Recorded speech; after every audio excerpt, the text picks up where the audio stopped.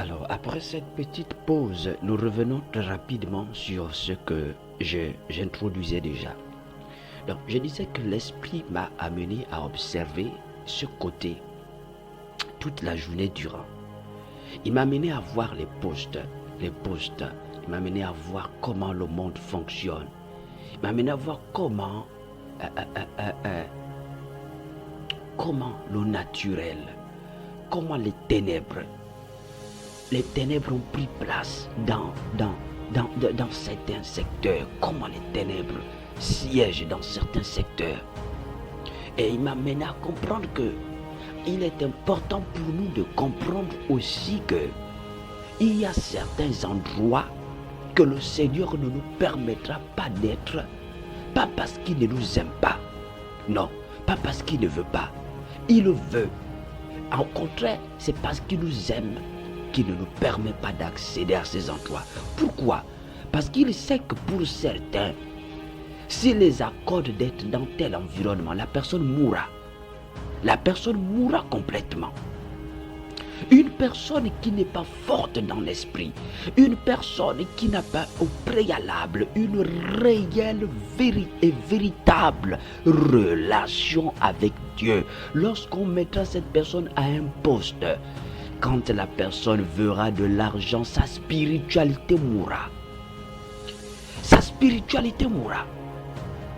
Qu'est-ce qu'on n'a pas vu? Qu'est-ce qu'on n'entend pas? Mais vous voyez, quelqu'un, il est engagé. Une personne qui travaille, une personne qui est engagée. Mais quand elle trouve du travail, elle connaît cette faiblesse. Automatiquement, la personne prend un coup. L'argent a rendu la personne folle. Le travail a éloigné la personne. Pourquoi? À cause de la faiblesse d'esprit. Je vais aller donc plus loin en disant, quelqu'un ici a prié pour chercher à travailler à un tel endroit. La question, ce n'est pas quand est-ce que Dieu va me donner ce poste.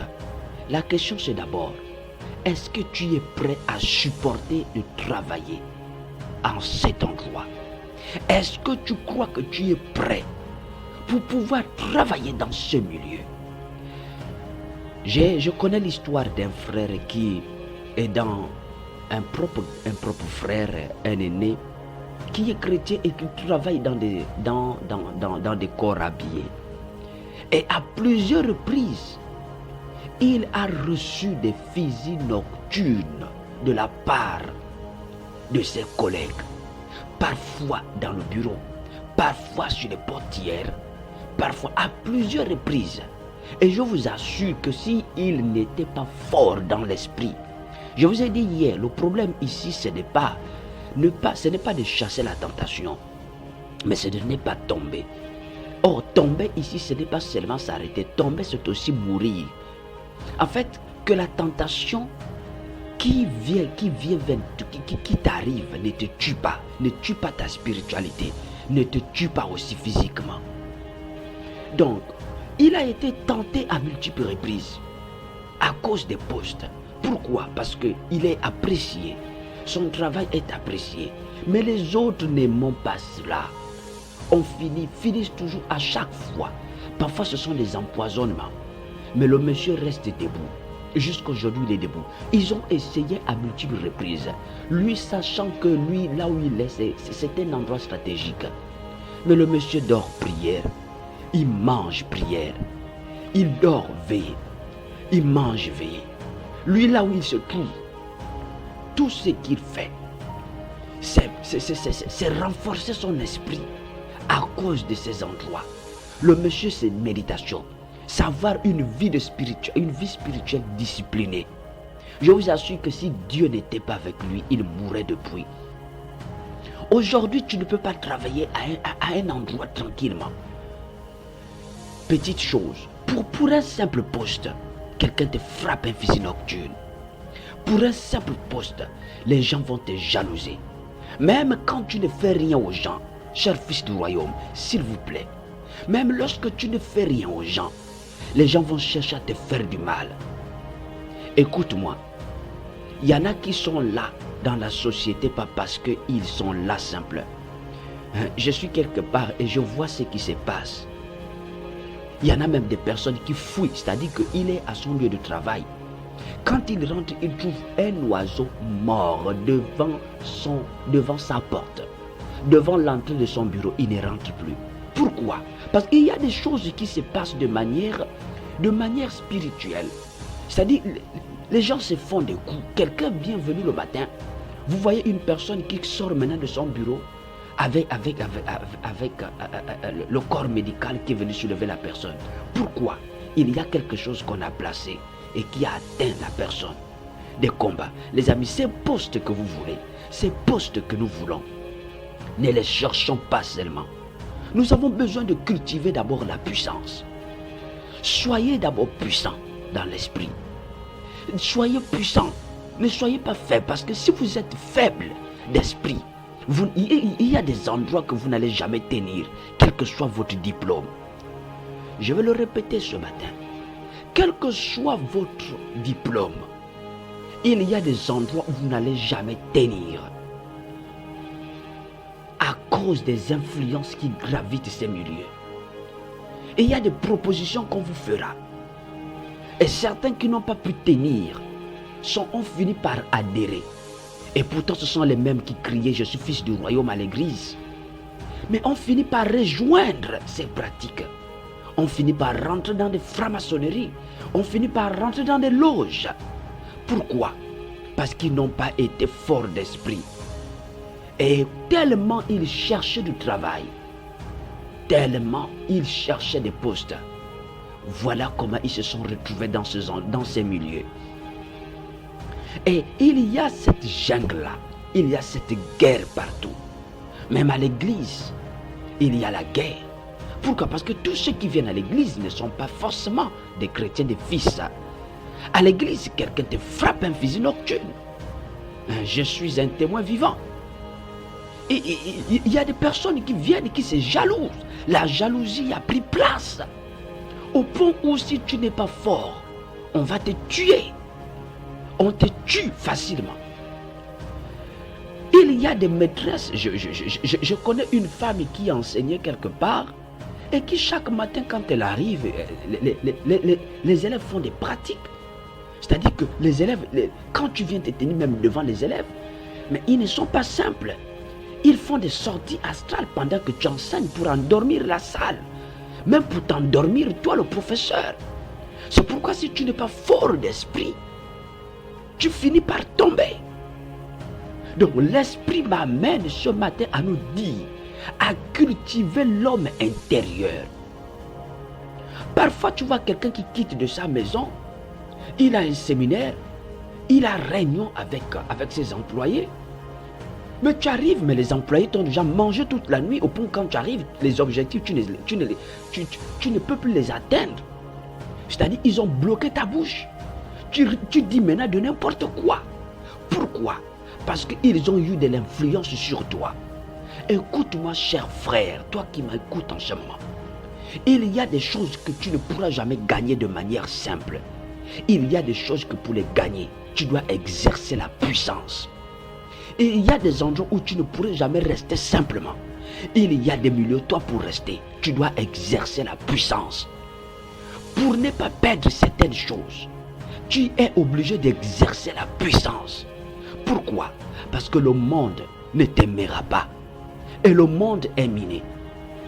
La Bible dit qu'il ne nous aime pas parce que nous ne sommes pas les leurs. Là où tu veux être là, tu ne pourras jamais être là si tu n'exerces pas la puissance.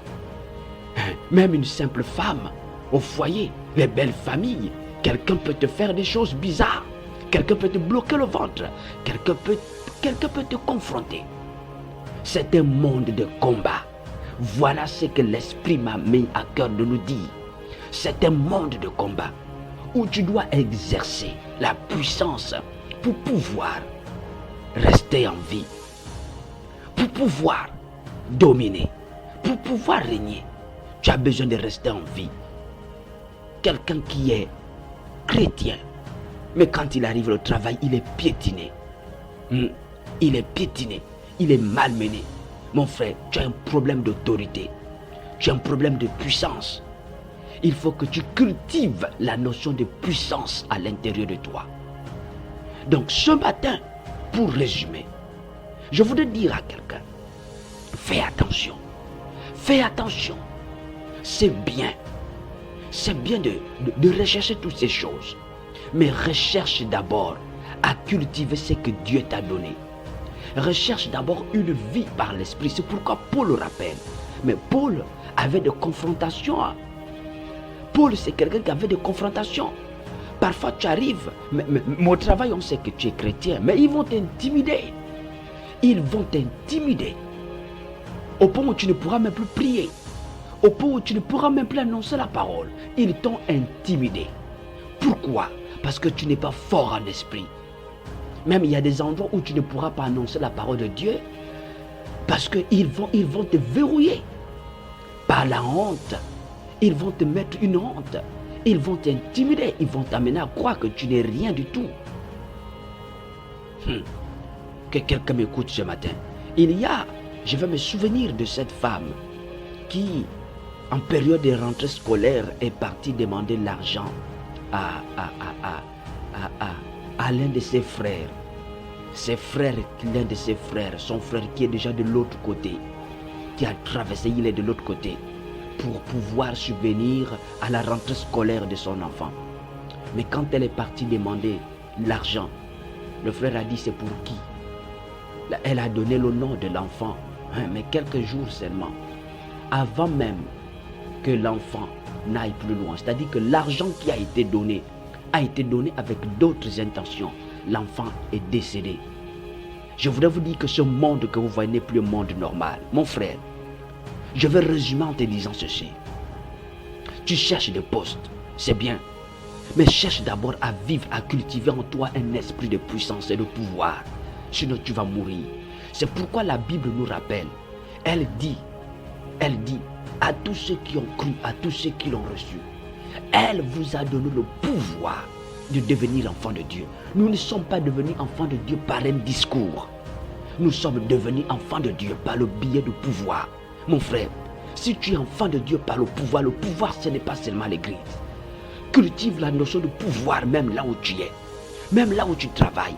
Quand tu arrives le matin au travail, manifeste le pouvoir. Prie avant que tout le monde n'arrive. Règne par le pouvoir. Libère les ondes spirituelles. Prie dans la salle de classe. Prie sur ton bureau. Prie partout là où tu passes. Prie dans tout ce que tu fais. Prie. Il faut manifester le pouvoir. Comment manifester le pouvoir? C'est simple. Une seule chose à faire. Célébrer l'identité. Célébrer la nature divine qui est en vous. C'est-à-dire que quand tu arrives le matin, tu dis Seigneur, j'acclame le Jésus-Christ qui vit en moi. Je célèbre l'identité de Jésus. Je célèbre le pouvoir et l'autorité. Je te bénis en cet endroit. Je célèbre le pouvoir. Je proclame que je suis puissant. Je déclare que je suis fort. Je déclare et je proclame. Célébrez l'identité que vous aviez en vous. Vivez par le pouvoir. Marche dans le pouvoir. Quand tu as réunion, va avec le pouvoir. Quand on t'invite quelque part, va avec le pouvoir. Ne parle pas n'importe comment. Il y a des empoisonnements partout. Vous envoyez les enfants à l'école. Envoyez-les avec pouvoir. Priez pour eux. Plongez-les dans le pouvoir. Je résume donc en disant, ne soyons pas faibles. L'Esprit nous encourage à être forts dans l'Esprit. Ne gérez pas sans le pouvoir. Ne vous asseyez pas avec eux sans tenir compte que vous êtes puissants. Asseyez-vous dans le pouvoir. Pendant que je suis en train de parler, je déclare ce matin au nom de Jésus que celui qui est devenu faible redevienne fort. Que le pouvoir que Dieu t'a donné, toi qui m'écoutes, s'éclate dans ta vie, là où tu travailles, là où tu exerces. Que ce pouvoir s'éclate au nom de Jésus-Christ. Qu'il s'éclate en toi et qu'il t'éclate au nom de Jésus-Christ.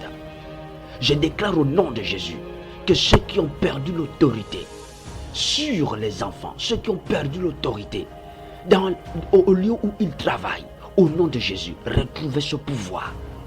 Ne vous laissez plus influencer. Ne vous laissez pas intimider par quelqu'un. Ne vous laissez pas intimider par un patron. Ne vous laissez pas intimider par un collègue. Vous avez le pouvoir. Marchez avec le pouvoir. Vous êtes né dans le pouvoir. Vivez avec le pouvoir. Que Dieu vous bénisse ce matin. Ainsi prend fin notre 9e sous-thème, le chrétien, la faiblesse. Ulrich Wengue est avec vous. Retenez toutes ces paroles.